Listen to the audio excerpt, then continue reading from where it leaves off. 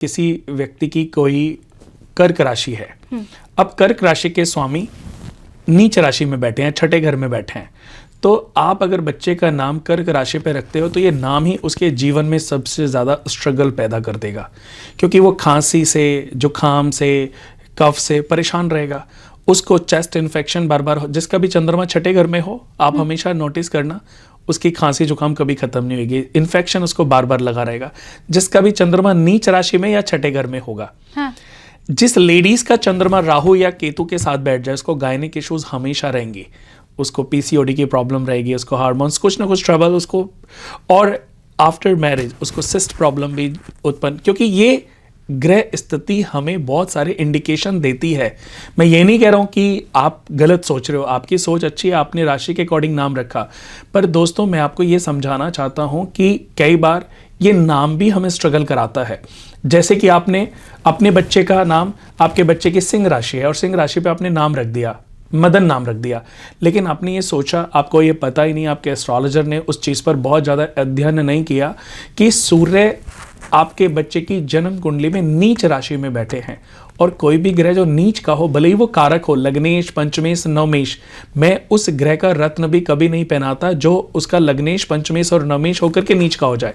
तो अगर वो लग्नेश, पंचमेश और नवमेश होकर के नीच का बैठा है तो आपको इस नाम को अवॉइड करना चाहिए। उसके बाद सेकंड ऑप्शन देखना चाहिए कि आपके बच्चे की कुंडली में सबसे शुभ ग्रह, अच्छा ग्रह जो हर तरीके से पोजीशन से अच्छा है, लग्नेश होकर के नवम भाव में बैठ गया, पंचमेश होकर के नवम भाव में, 10th भाव में, एकादश भाव में बैठ गया, या 10वें से एकादश होकर के 9th house, 10th house, 11th house, द्वितीय हाउस में बैठ गया, तो ये नाम उसको राजा बना सकता है। पर इतनी जानकारी भी तो होनी चाहिए ना, ज्योतिष का इतना ज्ञान मुझे लगता है आम लोगों के अंदर है, तो उसके लिए आपसे कांटेक्ट कर सकते हैं या किसी पहुंचे हुए ज्योतिषी ही बता पाएंगे? देखो मुझे शालिनी जी 20-25 साल हो गए।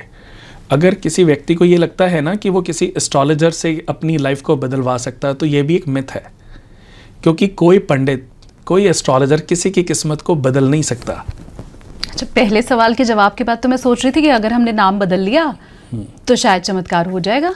मैंने फिर से देखो, दोनों क्वेश्चन के ना आंसर अलग अलग हैं। हाँ। कि कोई आपको लगता है कि कोई एस्ट्रोलॉजर मेरी किस्मत को बदल देगा, तो ये भी अपने आप में एक मिथ है, क्योंकि हर एस्ट्रोलॉजर के फैमिली बैकग्राउंड में जाओ, कितने लोग ऐसे होंगे जो स्ट्रगल कर रहे होंगे। मेरी आज फैमिली में चाचा ताऊ के बच्चे हैं, मासी के बच्चे हैं, फैमिली में मैंने बहुत सक्सेस की, मेरे भाई ने, सिस्टर ने बहुत सक्सेस की, बट बहुत सारे रिलेटिव हैं।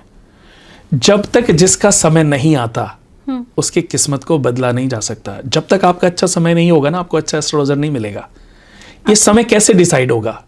ये मनुष्य के अपने कर्म डिसाइड करते हैं। जब तक आपके कर्म आज अच्छे नहीं होंगे, मेरा ज्ञान भी आपकी किस्मत को बदल नहीं सकता, लेकिन जब आपके कर्म ट्रैक ठीक होंगे, ईश्वर ने आपकी जर्नी, आपकी किस्मत को बदलना लिख दिया होगा, तो कुणाल जैसे 100 एस्ट्रोलॉजर आपके घर आएंगे किसी ना किसी वे में, किसी ना किसी रूप में, और आपकी जर्नी को, आपकी दिशा को, आपकी लाइफ को बदलने के लिए वो कुछ सॉल्यूशन देंगे, आपकी लाइफ बदल जाएगी।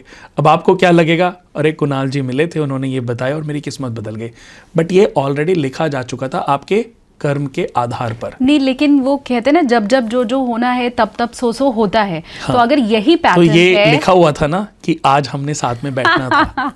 हाँ, ये सब लिखा हुआ। लेकिन अगर यही पैटर्न है, आपके कर्मा डिसाइड करते हैं भविष्य क्या होगा और कोई उसको बदल नहीं सकता है, तो फिर ज्योतिष की जरूरत क्या है फिर? देखिए, ज्योतिष की जरूरत है। ज्योतिष को एक्चुअली तो सब लोगों ने ना तरक्की समझ लिया। हाँ। सब लोगों ने ये समझ लिया कि ज्योतिष से किस्मत बदलती है, ज्योतिष से प्रॉब्लम रिजॉल्व होती हैं। ज्योतिष अपने भविष्य के बारे में और अपने प्रारब्धों को जानने का एकमात्र माध्यम है। ज्योतिष केवल एक मात्र माध्यम है जो आपको आने वाले समय की जानकारी मात्र देता है, कोशिश करता है, ये भी जानकारी मात्र देता है, पर भाग्य बिना कर्म के किसी का नहीं बदलता।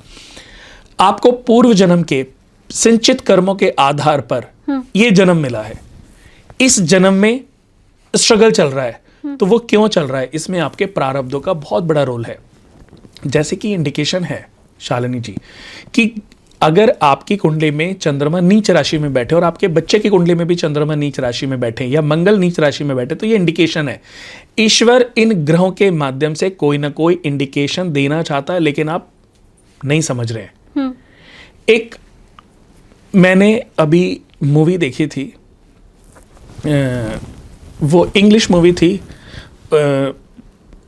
वो फाइनल डेस्टिनेशन।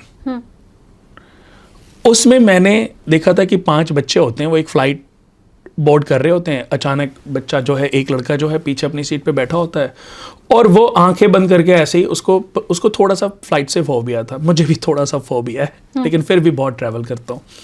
तो वो ऐसे ही आंखें झपका लेता है और अचानक से वो कुछ चीज़ें देखता है जो घटित होने वाली होती हैं। उसकी आंख खुलती है तो एक लड़की उसके पास आती है, वो कहती है कि आप मुझसे सीट बदल लोगे? तो उसने कहा ओके ठीक है। वो आगे उस सीट पे चला जाता है। अब वो देखता है कि उसने सपने में भी सीट बदली थी और उसने जैसे ही एक वो ट्रे होती है उसको खोलता है, वो ट्रे नीचे गिर जाती है, उसको हुक निकल जाता है। वो उसको जैसे ही टच करता है वो बाहर निकल जाता है। उसको समझ आता है कि ये मैं अभी देख चुका हूँ, यानी कि उसने अपनी मौत को अभी कुछ समय पहले देखा था। हाँ। और अगर उस मूवी की शुरुआती टाइम में देखोगे ना तो उसमें इंट्यूशन उसको बार बार हो रही थी और इंडिकेशन भी उसको बार बार मिल रहे थे, लेकिन वो समझ नहीं पा रहा था। बहुत लोग नहीं समझ पाते। हम रोजमर्रा की लाइफ में बहुत सारी चीजें देखते हैं, हमें एक अपंग आदमी अगर बार बार दिख रहा है ना, दिन में 5 बार दिख गया तो ये इंडिकेशन है, ये इंडिकेशन है, बट हमें समझ नहीं आ रहा। हम नॉर्मल इंसान समझ नहीं पा रहा है। तो वो अचानक कहता है कि इस फ्लाइट में, ये फ्लाइट अभी बम धमाके के साथ उड़ने वाली है। वो निकल के बाहर भागता है, पुलिस वाले आते हैं, उसको पकड़ के बाहर ले जाते हैं। उसके साथ 4-5 लोग और निकल जाते हैं। अब वो 5 लोग उसको कोस रहे होते हैं कि अभी हम पेरिस में होते हैं, अभी इतने में देखते हैं बहुत बड़ा धमाका होता है, प्लेन क्रैश हो जाता है। IFB के एजेंट आते हैं, उनको लगता है कि इसका बम उड़ाने में कोई हाथ ना हो। तो वो चलती रहती है, उनकी जांच पड़ताल जो है वो चलती रहती है, लेकिन लास्ट में पता चलता है कि उसमें कुछ फ्यूल लीक हुआ और उससे वजह से अब वो 5 लोग बच तो जाते हैं, लेकिन मौत उनका पीछा नहीं छोड़ती।